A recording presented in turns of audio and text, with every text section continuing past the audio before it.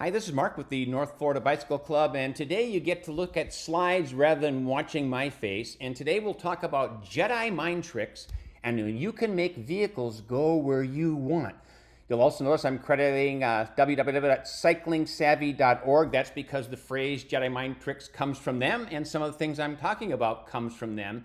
They have got some great courses, both free and paid. I've taken the paid courses, and I would encourage you, if you haven't been to their website, go and check them out because there's a lot you can learn about riding safely on the roads.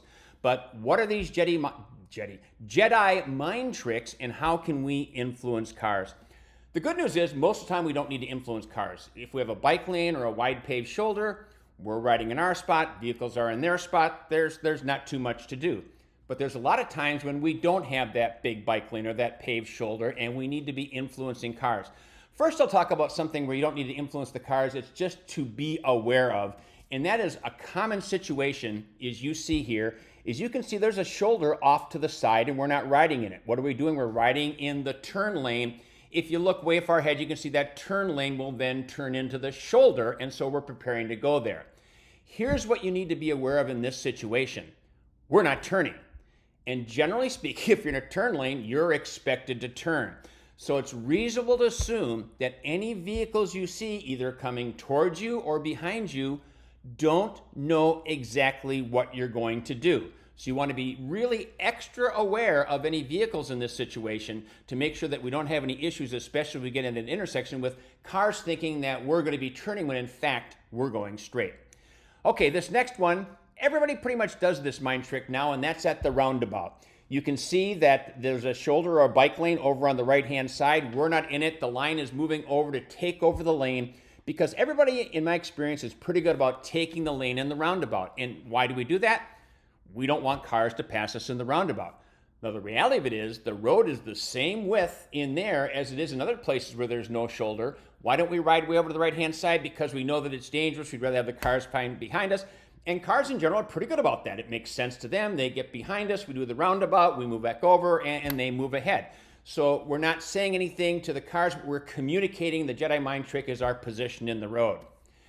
Now, here's a common situation as well on our roads. There is no or little shoulder or a bike lane, and you can see in this case, we're riding right on the fog line. That's because riders are always taught, ride as far to the right as possible. But actually the law says we should be as far to the right as practicable, and practical means there is judgment allowed. We get to kind of decide what conditions are like and where we should be, and when we're in a position like this, what we're saying to cars is, go ahead and go around me. But is that what we really want to say to cars? Maybe, maybe not. So we'll do some math. The typical road width is 10 to 12 feet. We're going to use 11 feet kind of right in the middle. The typical small SUV, which I think is a common vehicle on the road, is 7 foot, mirror to mirror. On your bike, from the center to the end of your handlebars is 1 foot because the handlebars stick out farther. And the minimum passing distance for a cyclist is 3 feet. That should be from the end of the mirror to your handlebars. So it should be at least 3 feet, and 3 feet's not a lot. Well, a 7 foot SUV, 1 foot for the cyclist, 3 foot, that's 11 feet, meaning if everything is perfect and you ride the fog line, you'll have enough room. Chances are things aren't going to be perfect, and we really don't want that to happen.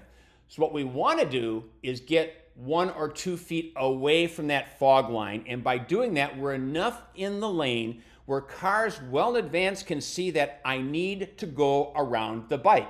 In the other situation, it's inviting them to come up, and they may finally realize at the last minute there's not enough room, but that's a problem for us because then they try and squeeze by. The farther out they can see you and know they got to make that determination, the better. I don't want to go over right into the middle because I think cars then get a little bit angry that you're just hogging the road, but here they will generally recognize I need to go around you. They'll make that decision well in advance and even moderate their speed to make sure that can happen. Now, of course, what about a 12-foot plus road, or what about 10-foot roads? Roads are different sizes. Just always be thinking, what do I want a car to do? If there's enough room that you can ride where you are and cars can safely pass you, that's fine. But always make sure that you're riding in a position that gets the cars to do what it is you need them to do so that you can be safe. Next example, 2 lanes, no bike lane. So if you look here closely, you can see there's really no shoulder or bike lane over on the right-hand side, but there are 2 lanes. I didn't have anybody riding in front of me this day, so I drew a little red squiggly line down there. The recommendation there in most cases is not 1 or 2 feet off the father line, but to ride right down the middle. And the reason that you do that is, think about when you've been out driving maybe on an old country road and way up ahead you see a tractor plugging down the middle. You know that you've got to get over into another lane, and there's another lane available there. And so cars can see you well in advance, and they'll just move over in that other lane and not pay you any attention at all. So when there's 2 lanes, no bike lane, and you're riding in the middle, that Jedi mind trick is to help cars move over in the other lane and give you all kinds of room. So those are some tips. You too can be a Jedi. Always think about what I want a car to do and how can I make them do it.